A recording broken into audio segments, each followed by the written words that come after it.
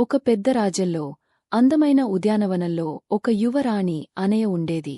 ఆమె నమ్మకం అందంగా ఉన్నదే మంచి. ఒకరోజు ఒక వృద్ధ యాత్రికుడు వచ్చింది. అతడు ఒక చిన్న చిలుక పక్షిని రాణికి బహుమతిగా ఇచ్చాడు. అది మురికిగా, అసహ్యంగా కనిపించింది. రాణికి అది ఇష్టం పడలేదు. ఆ రాత్రి పక్షి ఆమెతో మాట్లాడటం మొదలుపెట్టింది. రాణికి ఆశ్చర్యం వేసింది.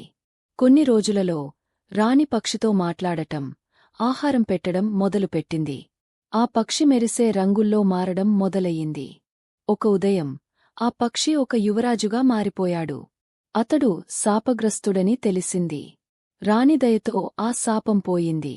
రాణి నవ్వుతూ అంది, అసలైన అందం మన హృదయంలో ఉంటుంది. ఇప్పుడు నాకు అర్థమైంది. ఆ తరువాత రాణి ఎవరిని వారి రూపాన్ని చూసి అంచనా వేయలేదు. ఆమెకు తెలుసు, దయ, స్నేహం మాత్రమే నిజమైన అందం.